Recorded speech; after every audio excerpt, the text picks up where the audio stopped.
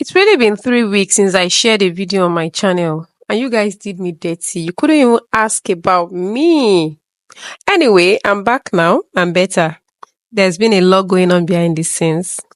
Hello, everyone. Welcome back to my channel. I'm going to be showing you how I decorated this single tier 8 inches cake with fondant. So just watch and learn. I'm not going to be doing a lot of talking. Just watch the video and pick your lessons right there. So 3 weeks, what happened? Nobody even asked about me, you guys. And you say you are my family members. It's okay. So it was Ramadan, and really I had a lot of videos put together that I was gonna share all through Ramadan, but life happened. Then we had a fair that we were attending to as a business, so it took a toll. And of course there was Eid. A lot of family get-togethers here and there.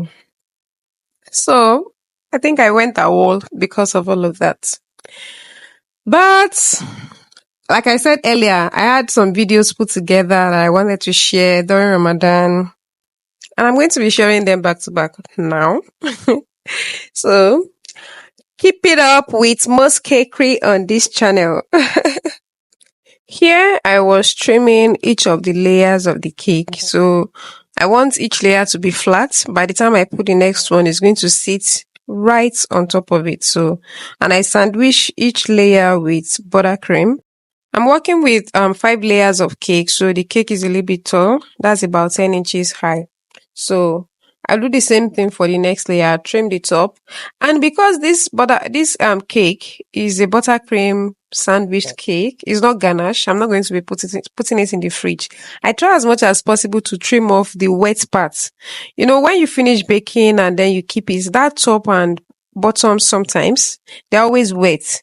So these are some of the factors that contribute to spoilage in fondant cake. Fondant that you don't put in the fridge. So this kind of fondant cake that you use buttercream on, you don't want to put them in the fridge because it's going to sweat. But if it were to be ganache, you're free to put it in the fridge or freezer. So I'm trimming off that part that is a bit wet. You don't want to have any moisture.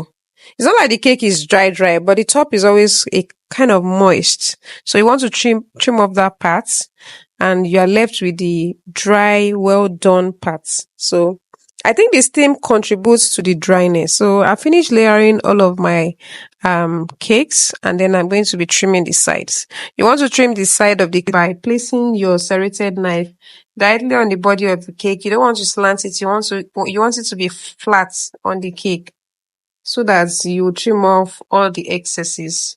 And once that is done, cake is ready. Voila! And you proceed to crumb coat, which I'm going to be doing next. I'm just ensuring that everything is well trimmed. So to be on the safe side, you can flip the cake to the other side and trim again. So you be sure you have a perfect trimming. Now, my fondant is ready, and I'm going to be placing it on the cake. I've already crumb coated it with buttercream as well. Using a craft knife or a very sharp blade, I'm going to trim out the excess. One thing about rolling your fondant and keeping aside is that it makes your work very neat and fast. So I've rolled my fondant down, kept it, and I'll just pick it up. Look at that. Super easy. Then I wrap it around my crumb coated cake. So easy peasy. If you would like to have this fondant recipe, check the description box for details on how to get this fondant recipe. It's very easy to use. You can see the way I picked it up. Super duper easy. Now I finished wrapping the cake, the fondant on the body of the cake. I'm going to trim out the excess both on the side. I used water, by the way, as a glue for the top and the side. So I use my smoother to smoothen everything together so that it stays put on the body of the cake. And then I'm going to cut out the excess using a craft knife. I'll cut it out, join the two edges together, and then I can now use a mold or anything, a fondant stripe to cover the joining. But if I do not want to cover the joining, I can easily leave it. I want the edges to have like a kind of ruffle, like a rough edge. So I'm just using my hand to do that. I don't want it to be too tall, so I cut the extra. So I have a kind of a rough edge that is beautiful at the end of the day. To accessorize the cake, I use sugar flowers, dried flowers, macarons, and meringue cookies. So they all came together to complement this cake. And the fact was that this cake was picked, the design was picked by the birthday celebrant herself. She's 70, by the way. And we sent this cake out. It was taken outside of Lagos to Osun State.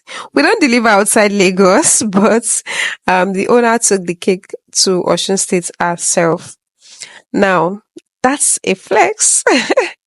If you are new on my channel, please subscribe to my channel. Pretty please be a part of our family.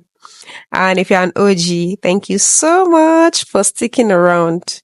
Please make sure you watch this video, drop your feedback, give it a thumbs up, see the end result. Till I come your way again next time. My name remains Titilayo. Bye guys.